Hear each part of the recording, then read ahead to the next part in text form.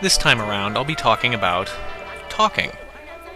If you look at a lot of TV animation, especially the older stuff, it's almost nothing but talking, because it's cheaper. Rather than do a lot of drawings moving things around, just stand a character in a static shot for long stretches and draw on a few mouth shapes. It's some kind of a bomb! Or not. And most talking is just that, talking. Often the mouth is just making the necessary motions while the actual acting, and our attention, focuses on more important things like the eyes and body posture.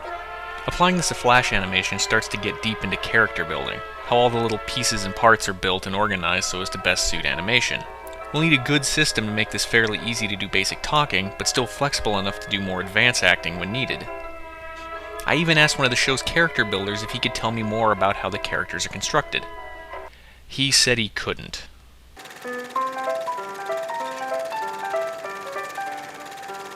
So instead I built this, a 3/4 head that theoretically has all the functionality needed for basic acting. Broken down and organized as best I can guess. All we need now is to figure out how to handle the lip sync. So, here now is the sum total of everything I was ever taught about lip sync in any animation class I ever took. That's it! A copy of the mouth chart out of the Preston Blair book. Given the rubbery, exaggerated style, this may not feel very useful, but the fundamentals are still there. The proper shapes to fit all the sounds of normal speech. It just needs to be adapted to suit our visual style. Do you really need a separate shape for O and U? Probably not with a simplified style like this. Ditto for A and E. However, since we're just swapping pieces in and out, we will need different intensities of most shapes to cover all the bases and act as in-betweens. So here's a little tour of what I built. We've got 4 different A shapes, which we'll also use for the E sounds. Add teeth to those same shapes and you've got 4 C shapes to cover the consonants. Swap the teeth for a different tongue and you've got a few choices for L's. The U and W have both been folded into one set of O shapes. The bigger ones can also be used for R sounds if need be.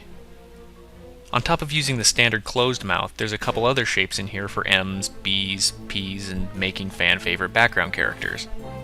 And finally we've got an F/V shape and the one shape that Blair neglected to mention for the TH sound. These 20 shapes should get us through most situations. And they're all grouped together in one symbol, so I can easily switch to whichever one I want. The best part of this setup is that if you need a different set of mouths, say for a frown or an even bigger smile, you can just swap them out for an entirely different comp. Or if you need an entirely new piece for a unique bit of acting, forever! You can easily swap that in as well.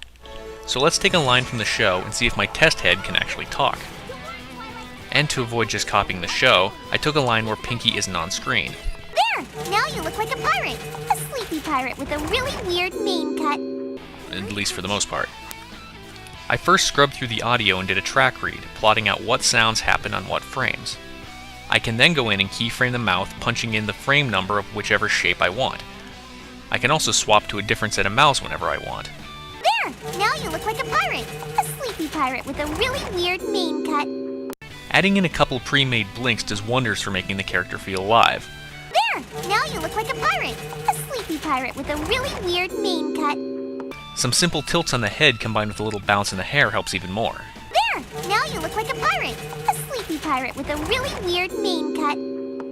Not exactly show quality, but not bad for homemade. Since I can't sit here and explain every little thing, I've made a copy of the files that you can download in the description. There's a finished version as well as a blank setup so you can try it out yourself. There's also a copy of the track read and a cheat sheet for which shape is which in the mouth comp. There's plenty of bits I didn't use in the example, so feel free to play around with it.